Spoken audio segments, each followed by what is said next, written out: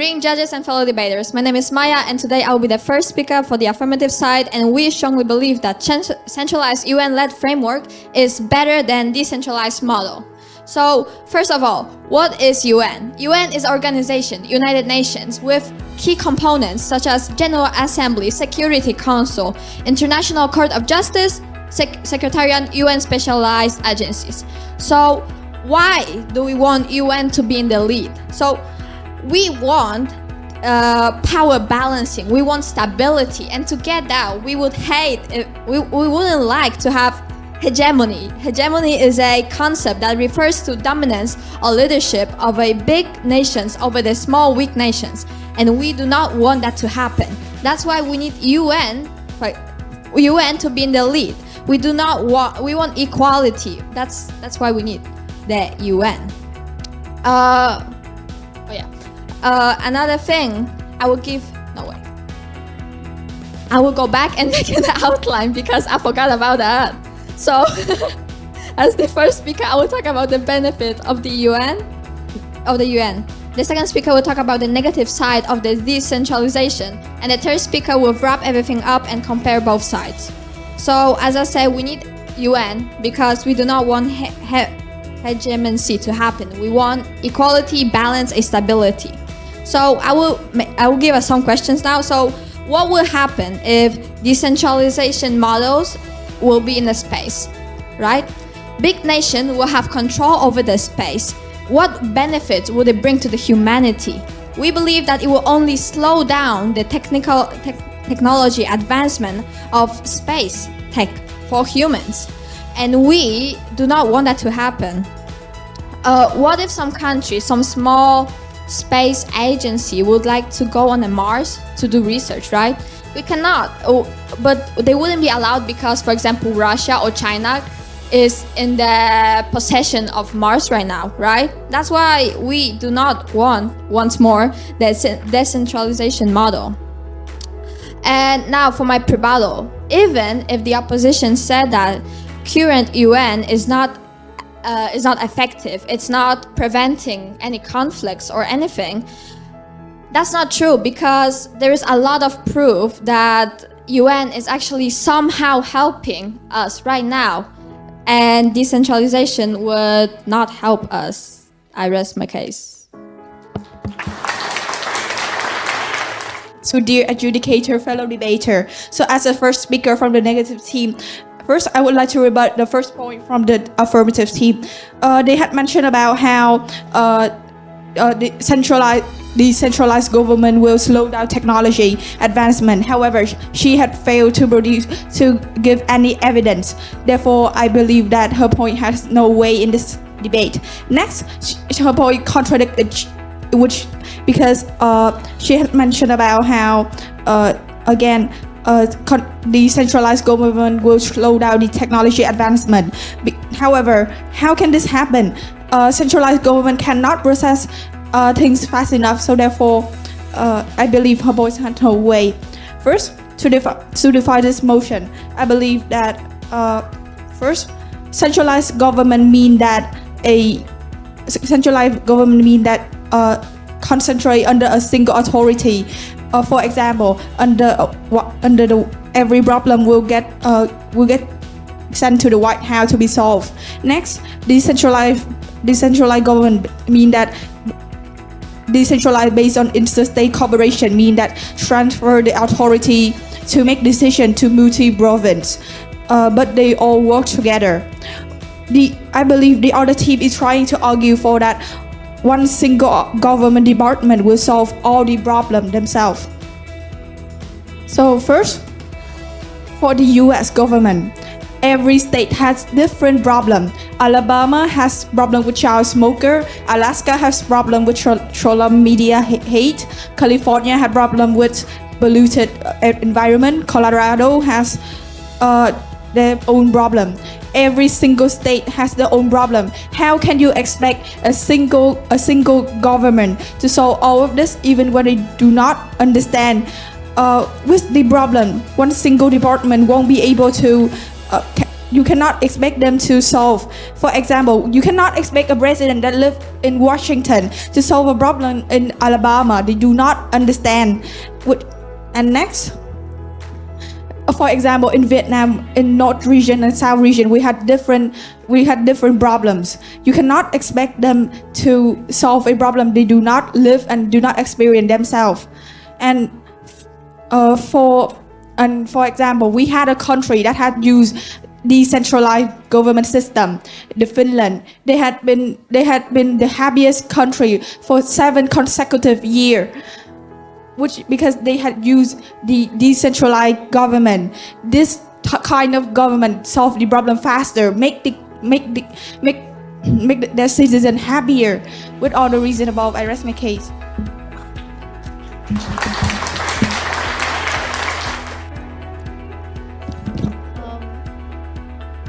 Dear adjudicators and fellow debaters, I am the second speaker of the affirmative team. Today, I am here to argue that optimal approach to space governance should have a decentralized UN-led framework. First, I'd like to rebut my opponents by saying that right now, ECOWAS, an economic community in West Africa, is using an interstate cooperation and they are failing. I don't understand. My team doesn't understand how you continue to encourage decentralized interstate cooperation when right now these systems are failing. These systems are failing as we speak. I want to shed light on UN-led framework, a centralized framework, a centralized approach, establish long-term stability, predictability in rules and norms. How so? It is less likely to change unexpectedly over time because every nation has a voice. Every nation, there is community, there is speech, there is peace, of course. It is less likely to change over time. It provides confidence in spacefaring nations. It contributes to missions and activities. It creates a community. And what does a community provide? It promotes and provides diversity and ethical priorities. The UN oversight ensures that all nations, regardless of power, has a voice in this decision making. It safeguards that regulations serves humanity as a whole and not just a few powerful nations. Next, I'd like to talk about how decentralized interbase systems would create a power imbalance. How are you sure that placing a decentralized framework based on interstate cooperation wouldn't create dictatorship, colonialism?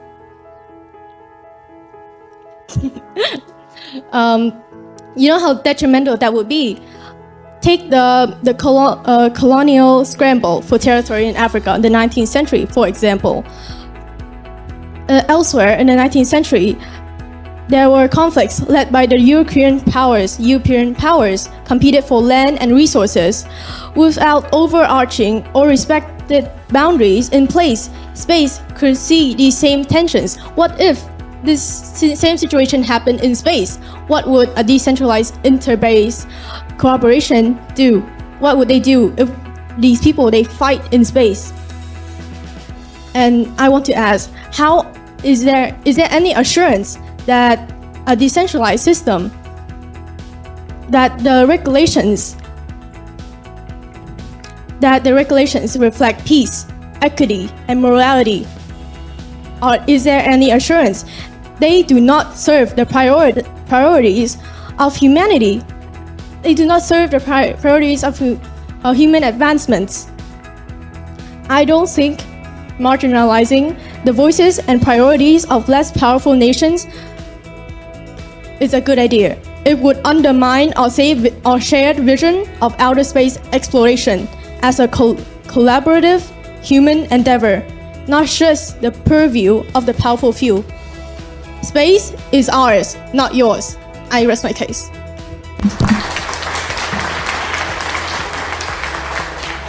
So, to start off my speech, I would like to rebuttal to the second speaker of the positive team of this motion. The second speaker have said that their team doesn't understand what we're talking about. Isn't that your problem that you don't understand what a part of the motion is stating? Also, that's all they had to say for their rebuttal, so that is not valid rebuttal at all. Next, I would like to move on to my point, being that as the first speaker from my team have said, one government can't control all of the problems and issues from the states at once. Following the decentralized model based on an interstate cooperation will allow us to distribute functions and powers to each state, allowing each problem to be quickly solved, helping specific state and multiple ones at once, which will solve problem faster. And one government can't handle all of these issues at once. I would like to say that again. Focusing on specific state and their own issue will be a better solution overall. So why are we forcing them to follow a strategy that will have little to no chances of succeeding? Which this is back to a point of why a decentralized model based on the interstate cooperation will be a better decision to use to solve problems rather than a centralized UN-led framework for this question. Thank you first.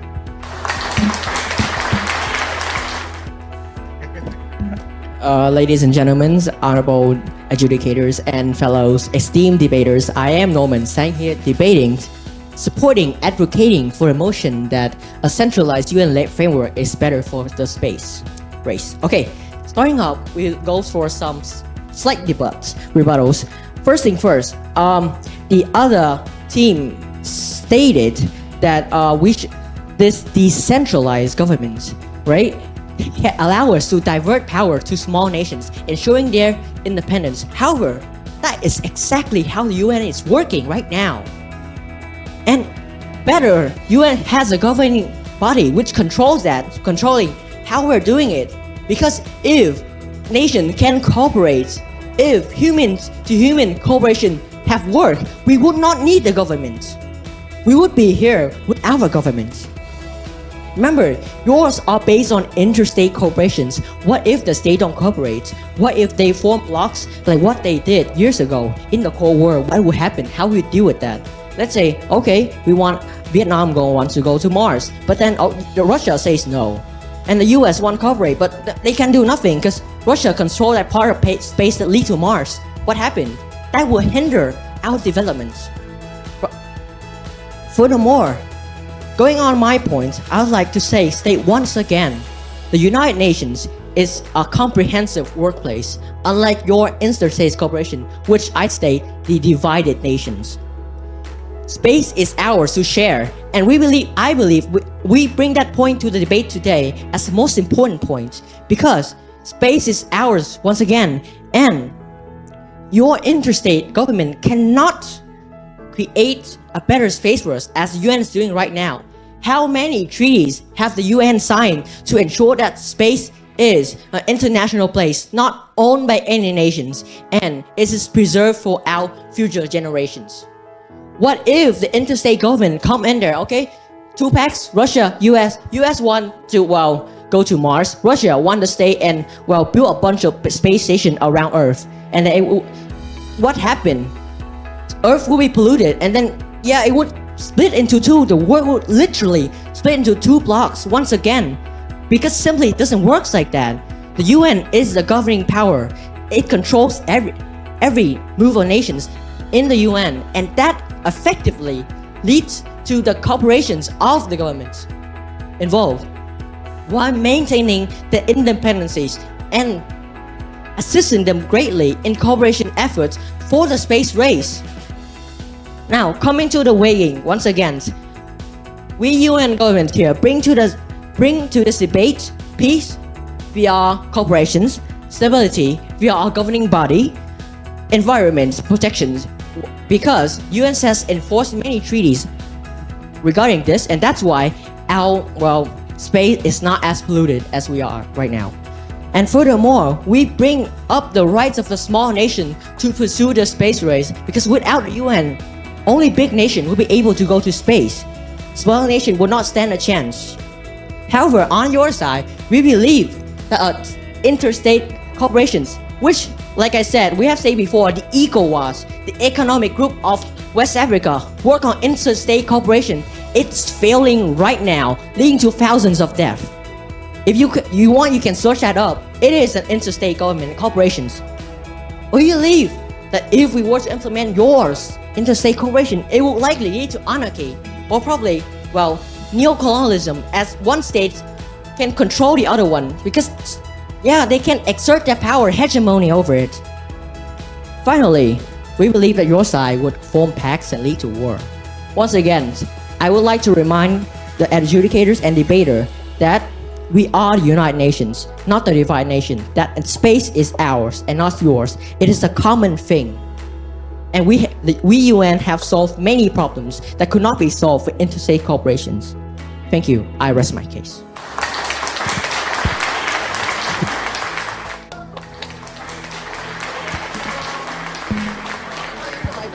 My time will start in 3, 2, 1. So we strongly negate the resolution that a centralized UN-led framework or decentralized model based on interstate cooperation. So for the off-time roadmap, I will firstly rebut and attack to the opposing team's case, compare the impacts, weigh the impacts, and restate my contentions at the end. So firstly, I would like to attack the third speaker by saying that he has no precedent for his argument or anything he was talking about. Like, all he was talking about is that what if this and what if that would happen, but he never had evidence for what would happen if that actually happened. And he had no argument which leads this to a theory debate and not a fact-based debate. So what is the point of this debate if all he was talking about was theories and assumptions and not fact? So assumption theory debate can't really relate to this whole resolution, because this resolution is like directly talking about what is happening right now in the society, not about what can possibly happen or what if this or what if that. So he had no evidence for any of his points at all, because all he was talking about is that what if this would happen and what if that would happen. So like, I really have no rebuttal to that, because he, after talking about the what if whole thing, he literally came to his contentions and never rebutted to our contention. So to his point of advocating for free opinions, isn't that contradicting themselves? Because this links to the first speaker, because the first speaker said that this would slow the innovation. Because how would it slow the innovation? Isn't that already contradicting themselves? Because a centralized government will process everything slower, and they can't focus on one thing or separate things that countries are going through. So isn't this making everything slower? And how is making everything slower like stimulating the economy? So on to the second speaker. The second speaker said that they don't understand what our first speaker was talking about. So if they don't understand, isn't that their problem for not knowing what we were talking about? We provided numerous evidence while they did not provide any of them. So why are they talking about, oh, our point doesn't make sense, and that they had no opinions on it? And they, like, three of their speakers, I'm kind of disappointed because they had no rebuttal to any of our points at all. So all of their speakers, I timed them. They only rebutted for 20 seconds, which they only compared the impact to and never directly rebutted to. So the rest of their time, they decided to restate their contentions instead of directly rebutting. They only compared the impact rather than directly stating their case. Directly stating the rebuttal. So onto the comparing impact, we have a bigger impact because countries in the UN, they are, for example, 10 million people are dying every year due to the separate reasons, due to the separate problems that each country has. And they didn't have any numbers on how many people would directly get impacted on if a centralized government would occur. So onto the first speaker again, she stated that, oh, the innovation would be stifled, and it would not improve and about the space, they would not improve, and they have opponents like China and Russia. But shouldn't they focus on themselves first before even focusing about their space area? Because without focusing on their separate countries area, how are they going to manage all the other problems at the same time? So places have their own different problems, and why do you want to combine all the problems into making one huge problem to solve them all at the same time? So according to cdc.gov, 10 million people die each year due to these reasons. How do you think this many people dying due to bad government is helping the society or helping the whole space area overall? So look at the countries that apply decentralized government, like Finland. Finland has been a country that is having a strong economy, strong strong government, and is the happiest country in the world. So with these problems in the U.S., for example, the U.S., how do you think they can focus on the space innovation if these problems are occurring? A centralized government cannot control and manage all these at once. According to the National Constitution Center, the federal government is weak because it couldn't collect taxes, fund its operations. So it also leads to slow decision making, and also this stifles to the innovation and creativity, like I said earlier. So why do you have to combine all the problems into making one big problem, and you can never solve anything separately overall? So therefore, I strongly negate the resolution. Thank you.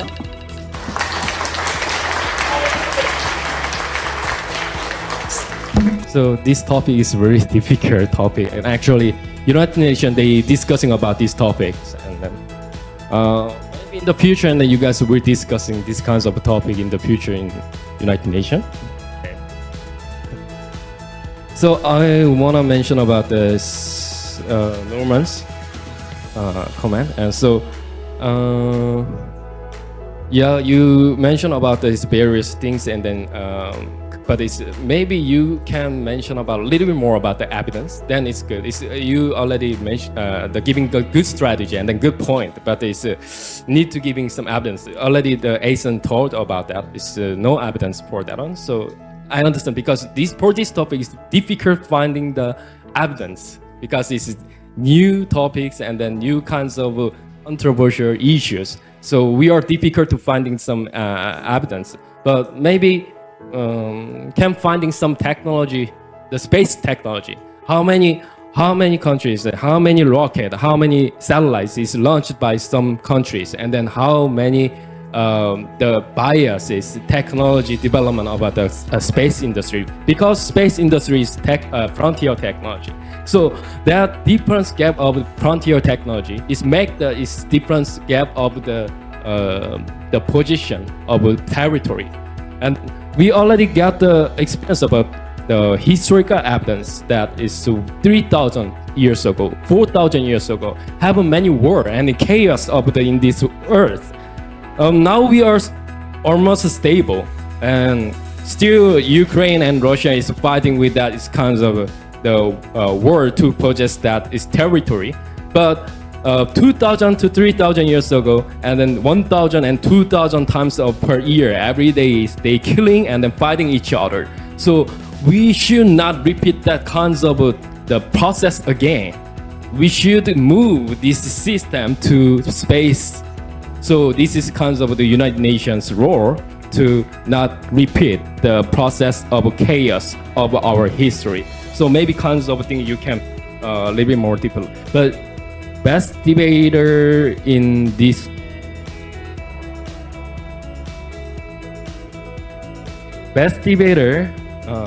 I select this, and then David and then Jacob will select also. Best debater in this debate is Norman.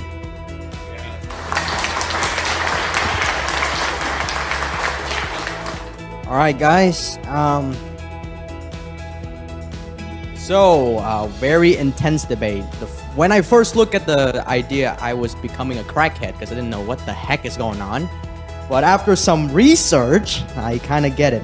However, I would give some very honest comment, so please don't take offense. So the actual importance of this debate is actually quite simple, because they already give you the phrase UN, United Nations. So mostly this is debate is about how the importance and the drawbacks of United Nations. The positive team must be providing great evidences or persuading the audiences, ensure that the dominating countries will not repeat what they have done in terms of their rules, which means you gotta persuade that, oh, these big nations won't dominate the small nation, and you need to push and clarify it. The negative team should have made like the worrying about how the big nations like US or France is controlling. Because actually we're seeing right now the UN is actually led by big nations, not led by a whole. So the negative team must emphasize that and also to support their points. And there's a very intense, very great debate, but there's one thing that I want to mention to you guys is about ad hominem. This one, me and Jaco have agreed, because it's okay for you to state out the fallacy, but it's not really that good for you to use that fallacy in order to insult another debater or use that to intimidate another debater, which the negative team, one team member, which I won't mention the name, probably that person knows, have mentioned, which pretty good. And also, it's the fact that you guys have did very great job, but however, the jab that you are throwing is actually not the right target. You guys are debating in a kind of misdirected. And I wanted to see more how United Nations will be spread into different two opinions. But what have I experienced is the fact that it's like an evidence battle. The other team tried to say a lot of argument, and the opposite team tries to say, you have no evidence, you have no evidence. So it's not all about evidences. Debate is about you can persuade. It's not about you throwing all logics and expect people to understand and to absorb it, right? So then my decision for the best debater, drum roll please, is Norman.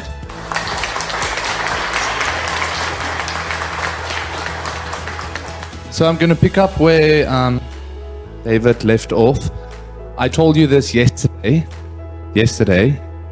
No, evidence is not that important. So your reliance on evidence is a bit disappointing. But generally, the major point I want to focus on is also what Norman said was ad hominem attacks. All right. Yesterday, I told you guys to be careful of logical fallacies, and I advised you to do extra research about it. And I'm also not going to be naming any names about who was specifically falling into this trap. The reason why I'm so anti-ad hominem is primarily because once you have an excellent debate, and the moment you make an ad hominem attack or a major logical fallacy, your score goes down like that, okay? So you could be the best debater, you make one major logical fallacy, and then everything can fall to pieces for you, right? Now, secondly, the content that was being debated. I don't feel either team was reaching their potential, right?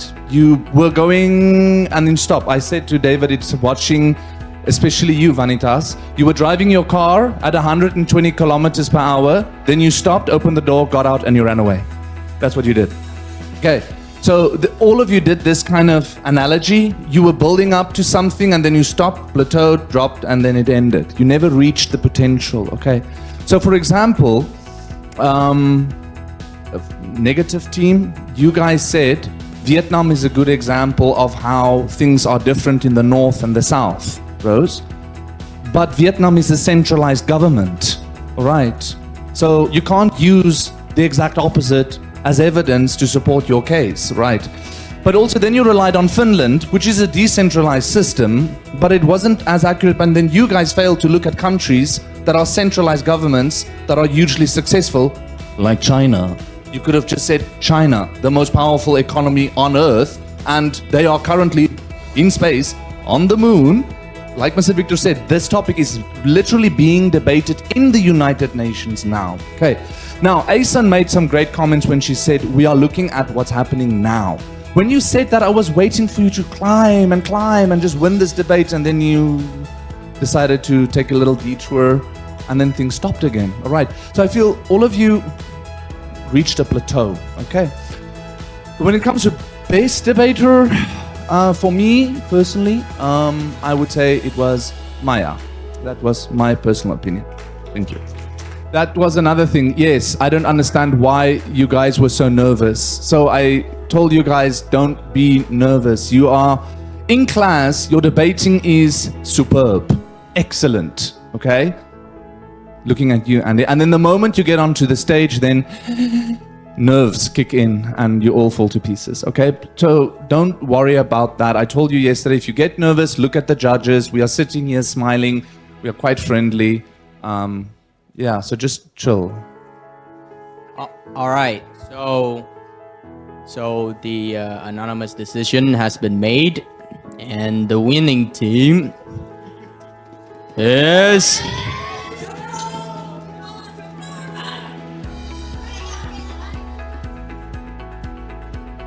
the negative team.